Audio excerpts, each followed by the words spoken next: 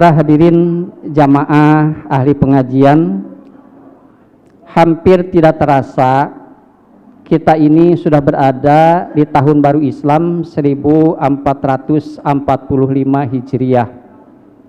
Mudah-mudahan segala amal ibadah kita yang telah kita laksanakan pada tahun-tahun yang telah kita lalui diterima dan dilipat gandakan pahalanya di sisi Allah Subhanahu wa taala, dan semoga di tahun baru ini dan seterusnya kita diberikan kekuatan iman dan Islam untuk lebih meningkatkan ibadah kita kepada Allah Subhanahu wa taala. Amin ya Allah ya rabbal alamin.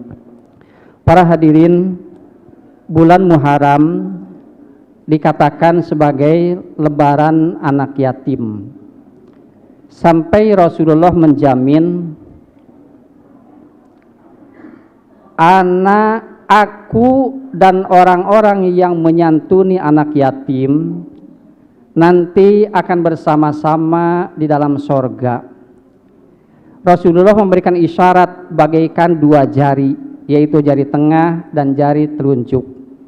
Orang yang menyantuni anak yatim, yang memelihara anak yatim, yang berbuat baik kepada anak yatim, dijamin nanti di akhirat akan berada di dalam surganya Allah. Rasulullah memberikan isyarat bagaikan dua jari, jari tengah dan jari telunjuk.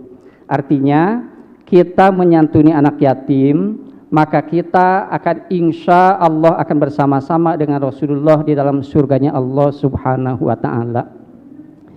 Sampai ada satu riwayat mengatakan, nanti pada hari kiamat ada hamba Allah yang ditimbang amal baik dan amal buruknya. Kita contohkan di sini ada Bapak Sudar dari Cengkareng, kan badannya gede tuh, ya, bobotnya besar. Dipanggil oleh Allah pada hari kiamat, Bapak Haji Sudarsono silahkan ke depan. Sudah ke depan, udah duduk aja di situ, nggak usah maju. Perumpamaan, gitu ya. Lalu ditimbang amal baik dan amal buruknya. Pas ditimbang, itu amalnya pas, seimbang antara dosa dan amalnya. Sampai malaikat Malik penjaga pintu neraka dan malaikat Ridwan penjaga pintu surga berebut. Ini badannya besar, bobotnya gede, kata malaikat Malik, mau saya rebus di dalam api neraka. Wow, naudzubillah min dzalik.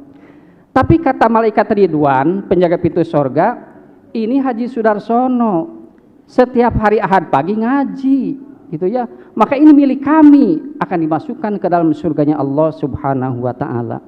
Dua malaikat penjaga pintu neraka dan penjaga pintu surga berebut, dua-duanya pengen memiliki Bapak Haji Sudarsono. Sampai ada suara, coba malaikat Raqib dan Atid pencatat amal baik dan amal buruk, periksa ulang. Barangkali ada dosa yang dilakukannya belum kecatat, atau barangkali ada amal baiknya belum ketimbang. Coba dikoreksi. Malaikat Atid laporan, ya Allah, dosanya sudah tidak ada lagi. Dari A sampai Z yang dilakukan oleh Bapak Haji Sudar, semua sudah dicatat. Lalu malaikat Raqib pencatat amal kebaikan, betul ya Allah, di pengajian Yayasan Ihsan Nur, Bapak Haji Sudar tangannya mengusap kepala anak yatim, gitu ya. Tiba-tiba timbangannya langsung berat ke sebelah kanan, amal timbangan baik. Bapak Sudar dijemput oleh malaikat Ridwan, dimasukkan ke dalam surganya Allah Subhanahu wa ta'ala. Pertanyaannya, Bapak dan Ibu pernah ngusap kepala anak yatim enggak? Pernah? Akan menjadi saksi. Wa fi riwayatin ukhra, dan dikatakan di riwayat lain, setiap kita memberikan kebaikan kepada anak yatim, diusap kepalanya, maka setiap lembar rambut yang keusap dengan tangan kita, Allah akan memberikan 10 pahala kebaikan. Wow. Di masjid saya dulu ada preman baru taubat, ya, tatonya banyak gitu, lalu udah taubat, insya Allah taubatan nasuha.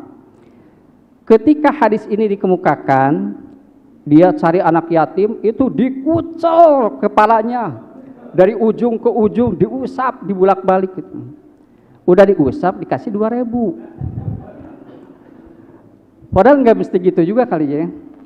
Kalau anak yatimnya pakai peci, diusap aja di atas pecinya. Kalau anak yatimnya pakai kerudung, diusap aja di atas kerudungnya. Insya Allah setiap lembar rambut Allah akan membalas 10 pahala kebaikan bagi siapa saja yang menyantuni anak yatim. Jadi sekali lagi tausiahnya, sering-seringlah mengusap kepala anak yatim dan berikanlah kebahagiaan, santunan ataupun kebaikan. Insya Allah tangan kita ini akan menjadi saksi nanti pada hari kiamat di hadapan Allah, dan akan menjadi jembatan kita untuk menuju surganya Allah subhanahu wa ta'ala. Amin ya Allah ya rabbal alamin.